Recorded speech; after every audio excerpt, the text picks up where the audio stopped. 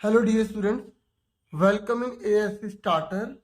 Dear students, इस video में मैं आपको क्लास 9 का इंग्लिश का जो डीओ ने प्रैक्टिस पेपर इशू किया है ना, तो उसमें आपको मैं समझाने जा रहा हूँ। देखो, इस वीडियो में मैं आपको पैसेज समझाऊंगा कि पैसेज आपको कैसे करनी है ताकि आप अच्छा स्कोर कर पाओ। और इंग्लिश का जो पेपर का जो पैटर्न है वो सेम यही रहेगा जो डीओ ने सैम्पल पेपर कैलो से या प्रैक्टिस पेपर कैलो जो इशू किया है। ठीक है, तो मैं आपको अच्छे से समझाऊंगा ये पैसेज ताकि आपको प्रैक्टिस हो सके और आप अच्छे से पैसेज कर पाए। तो पहले मैं पूरा पेपर दिखा दूं कि पेपर कैसा रहेगा। तो ये देखो, आपका ये पैसेज है जो आपकी 10 नंबर की रहने वाली है। फिर उसके बाद इसके कुछ क्वेश्चन होंगे जो आपको पैसेज में से ढूंढ के बताने होंगे। ये प्रैक्टिस पेपर है ना, ठीक है। फिर उसके बाद ये दूसरी पैसेज आएगी और इस पैसेज को पढ़कर फिर आपको आंसर देने हैं। मैंने सॉल्व किया है ताकि आपको अच्छे से मैं समझा सकूं और अच्छे से चीजें बता पाऊं। ठीक है, फिर उसके बाद आपका ग्रामर का पोर्शन आएगा और ये मैं सोचने सेम आएगा। ये आइडिया लेते तो पेपर का पैटर्न सेम रहेगा। ठीक है, ये कैसी चीजें करनी है तो आपको इस वीडियो में मैं आपको अच्छे से समझाने जा रहा हूँ। ठीक है, उसके बाद ये सारा ग्रामर है, 12 में से आपको 10 करनी होंगी। उसके बाद राइटिंग स्किल है। राइटिंग स्किल में डायरी एंट्री मैंने आपको एक पूरा पैटर्न बता रखा है। ठीक है, आप अगर डायरी एंट्री लिखना चाहते हैं, प्रैक्टिस देखना चाहते हैं, पैटर्न बता रखा है कि कोई भी है वो पैटर्न फॉलो करो, आराम से नंबर ले लो। तो AST स्टार्टर लिखो और डायरी एंट्री लिख दो, वो वीडियो आ जाएगी। ठीक है, फिर उसके बाद यहाँ पर स्टोरी राइटिंग है। स्टोरी राइटिंग की बहुत सारी वीडियो बना रखी है, तो आप स्टोरी राइटिंग लिख के AST स्टार्टर लिखोगे चैनल का नाम, तभी वो वीडियो आ जाएगी। फिर यहाँ पर देखो, दोनों में से आपको एक करना है, या तो डायरी एंट्री करो या स्टोरी राइटिंग करो, एक कोई भी प्रैक्टिस कर लो।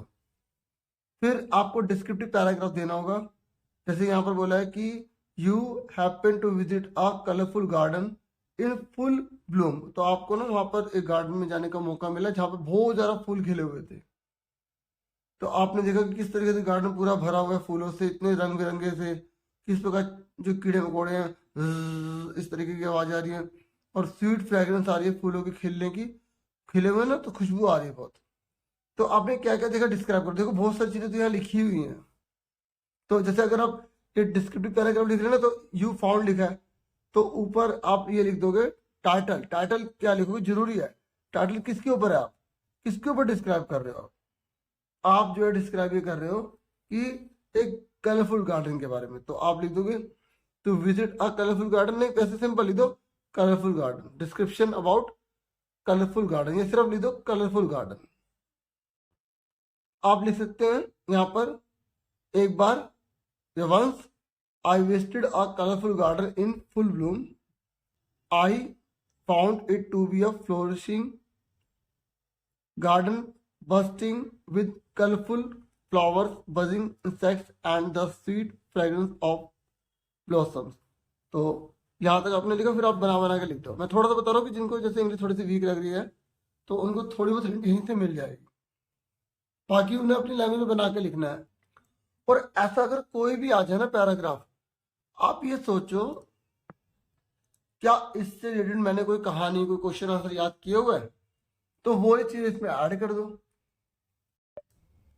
अगर आप ऊपर वाला नहीं करते तो आप नीचे वाला कर सकते हो। You own a beloved pet, आपके पास एक खुद का एक पालतू जानवर है। Paint a picture of your favourite pet, आप उसकी पिक्चर बना रहे हो। Dealing their appearance, personality and the bond you share, तो उसके साथ कैसा बॉन्ड है, क्या क्या है उसके बारे में, मतलब डॉग के बारे में आपको एक्सप्लेन करना है जो आपका पालतू जानवर है।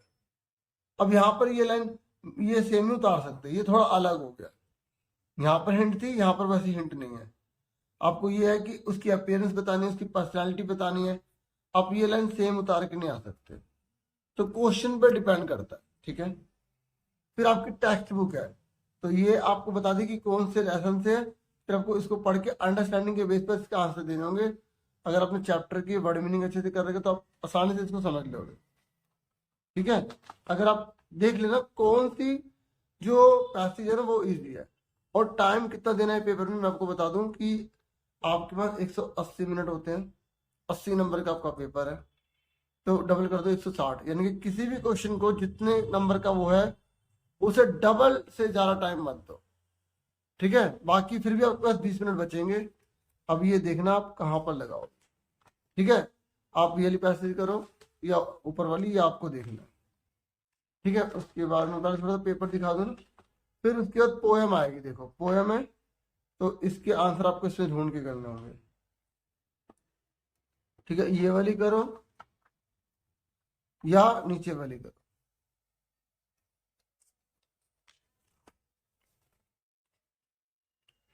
फिर आपके क्वेश्चन आएंगे, मैंने कुछ इंपॉर्टेंट क्वेश्चन की वीडियो बनाई है, आप इंपॉर्टेंट क्वेश्चन AS से स्टार्टर लिखो, आ जाएगी वीडियो, ठीक है। और एक दो लेसन के भी क्वेश्चन डाले हैं। और जस्टिफाई वाला एक पैटर्न है, मैं आपको एक वीडियो प्रोवाइड कर दूंगा बना के। बाकी ये क्वेश्चन है, देखो ये जरूरी यही आएंगे, लेकिन जो सपोर्टिंग मटेरियल में जो पीछे आपके प्रैक्टिस पेपर दिए होते हैं या जो DO इशू करती है ना, उसमें से काफी क्वेश्चन सेम आ भी जाते हैं। तो आप इन क्वेश्चन की तैयारी कर लो, भले भले 4-4-5 लाइन अच्छे से कर लो, लेकिन कर लो। तो ये पेपर मैंने दिखा दिया आपको। अब इस पैसेज को अच्छे से समझते हैं। देखो पहले मैं पैसेज पढ़ता हूँ, ठीक है, उसके बाद हम क्वेश्चंस को करेंगे। देखो महाराणा प्रताप जो है वो ब्रेव रूलर है मेवाड़ के, ठीक है। और वो एक लेजेंडरी फिगर है, मतलब एक तरह से बहुत नाम है उनका इंडिया की हिस्ट्री में। और वह जो है पैदा हुए थे मई 9 को 1540 में। और कहाँ पर पैदा हुए थे? वो पैदा हुए थे कुंभलगढ़ में, ठीक है। रीजन कौन से एरिया में?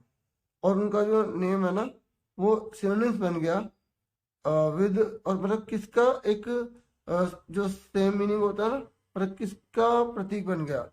Indomitable courage, determination and firm commitment to his homeland. मतलब धरती के प्रति अपनी, मतलब हमारे धरती से बहुत प्रेम करते थे वो, तो पक्के इरादे वाले, हिम्मत वाले थे। उनका बहुत नाम हुआ। आखिर क्या कर रहे उन्होंने, आओ जानते हैं।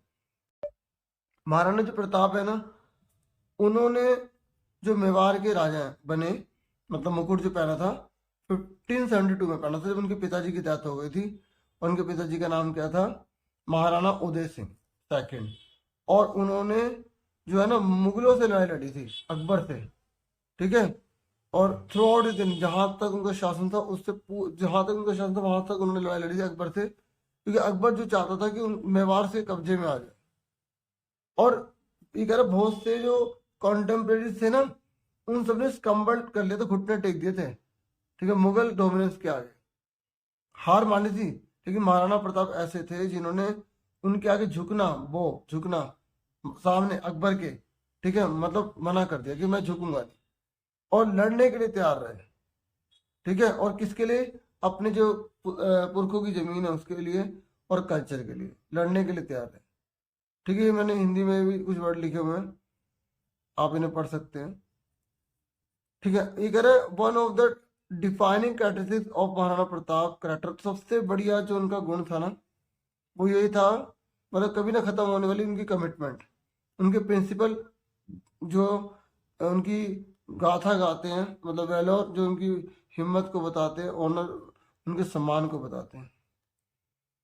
और उनका एक घोड़ा था चेतक, जो एग्जाम्पलीफाइड है, ठीक है, मतलब किसका? इस वैल्यूज का, लॉयल का, फियरलेस का। और हॉर्स ने भी बहुत बड़ा रोल निभाया था इस युद्ध में। और जो हल्दी घाटी की लड़ाई हुई थी ना 1576 में, महाराणा प्रताप को अकबर के सामना करना पड़ा, ठीक है। और आर्मी के अंदर लीडरशिप उन्होंने संभाली थी। और ऑफ द फेमस कमांडर राजा मान सिंह था उससे। और फिर क्या हुआ? Is a testament of his indomitable spirit despite being outnumbered they fought with remarkable, मतलब बहुत हिम्मत से वगैरह लड़े और हार नहीं मानी उन्होंने, ठीक है। ये अपने आप को बनने से नहीं ज्यादा इनसे लड़ाई करी इन्होंने। और battle became defining moment in the legacy, और ये बहुत बड़ी, मतलब जो उनकी जो लिगेसी में थी बहुत बड़ी बैटल साबित हुई है। कि जो महाराणा प्रताप है उनकी जो लाइफ थी वो बहुत हार्डशिप और सेक्रीफाइस से भरी हुई थी। ठीक है। उन्होंने जो है रिफ्यूज मतलब शरण लेना, मतलब जो कठोर पहाड़ियाँ होती है ना, जो ऊंची नीची होती है, वहां पर अरावली की पहाड़ियों में उन्होंने शरण ली थी।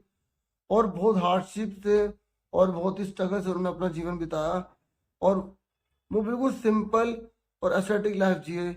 उन्होंने सब अपने ऊपर निर्भर रहना ज़्यादा रखा, और लोगों के कल्याण के लिए काम करा।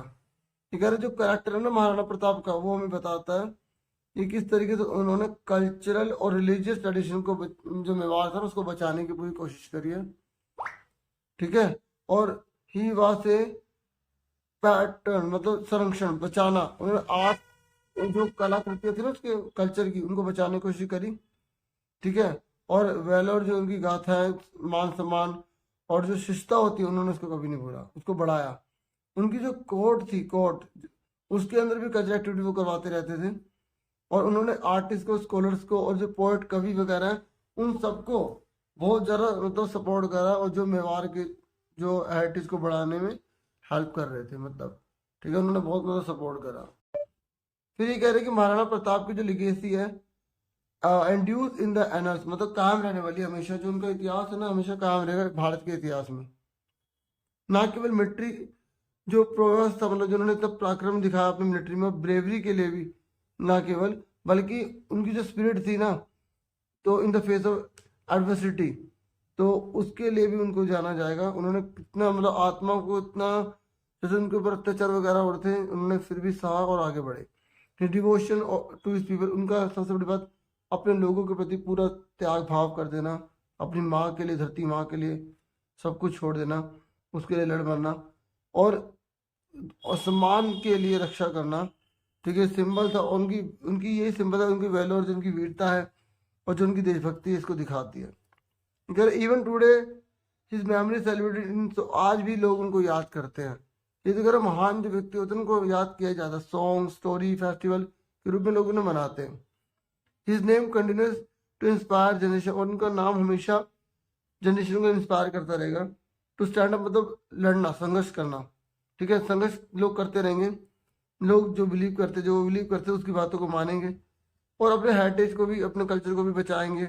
इस तरीके से महाराणा प्रताप जो है वो इंटीग्रल पार्ट थे इंडिया की हिस्ट्री में। ठीक है, हेरिटेज में। और इस नेम इज, इसलिए उनका नाम जो सिनोनिम्स, मतलब एक पर्यायवाची शब्द के रूप में, या हम कह सकते हैं समाज उसके रूप में आज भी याद किया जाता है, सच्चे देशभक्त के रूप में, योद्धा के रूप में।